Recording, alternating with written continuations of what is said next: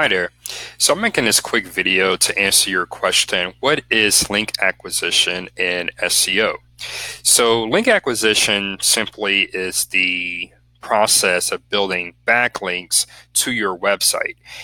Backlinks are an important part of any SEO campaign, regardless of your business type or where your business is located. If you're trying to improve your organic visibility, especially in the Google search results, in other words, improve your rankings, link building plays a major part in that process. So what is a link? So a link is essentially a vote of confidence for your website. So to give you an offline example, let's say there are two people, they both run for president of their, or let's just say they both run for class president for their high school. And one person, they receive 100 votes, but they receive all of those votes from their best friend. So their best friend voted for them 100 times. Whereas the other person, they receive 100 votes and they actually have one vote from 100 different people. Well, obviously, the person who has those 100 votes from different people, they're going to win the election and become the next class president. So basically, and let's use a different number. Let's say one person gets one vote, the other person gets 10 votes.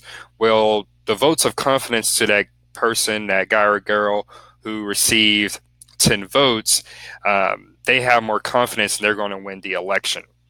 So quantity does matter, but taking this back to backlinks, you have something called referring domains or referring websites, and you also have backlinks. So referring domains or referring websites are the unique number of websites that are linking back to you. So let's say if you have 100 websites linking to your website, well, you have 100 referring domains. But each website could link to your site more than once. So let's say we have 5 websites that link to your website 2 times each. So total, that would be 10 backlinks. But what's more important is improving your number of referring domains or referring websites. Going back to our example, that's more votes from unique websites or unique people. So very important a metric to increase that number of referring domains over time. Now, as far as link acquisition, how do you approach it? So let's erase this. Let's see.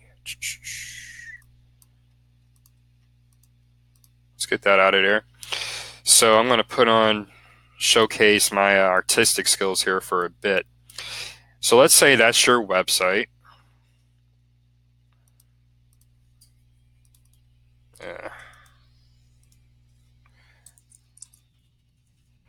And let's say it's a brand new website, right?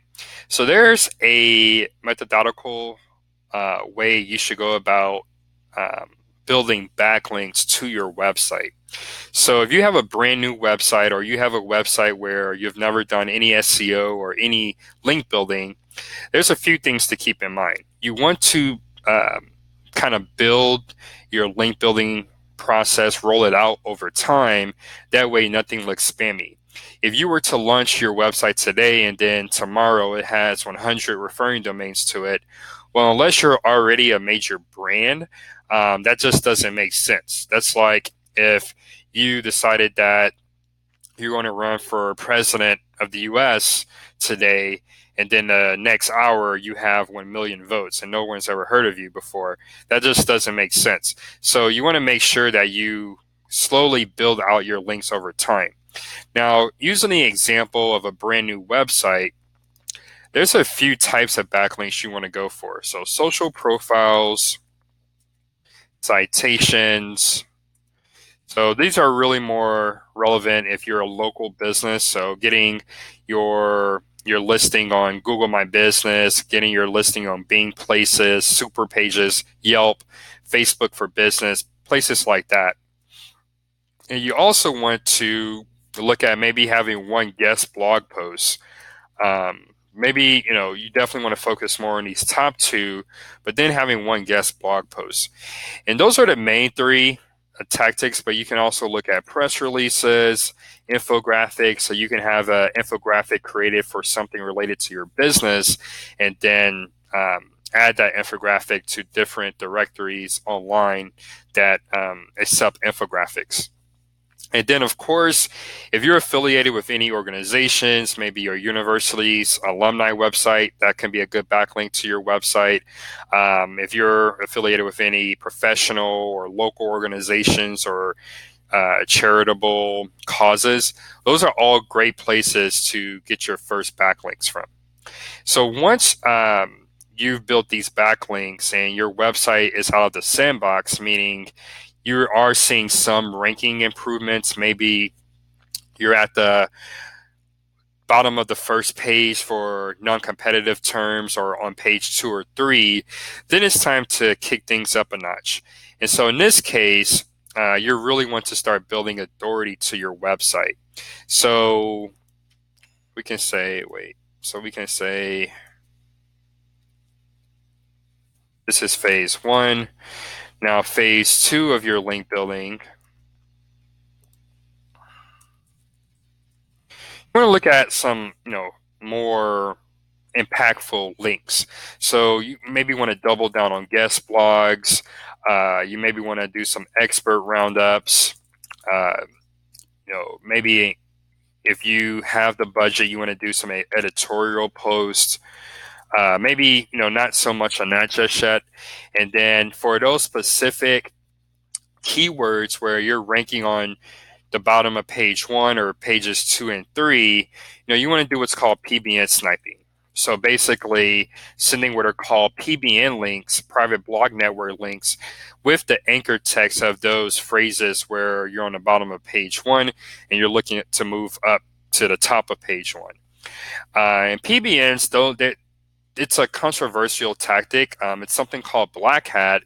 But I'm answering your question, and I want to provide all the information that I can. So the challenge with black hat is if it's not done correctly, it can really cause havoc for your website.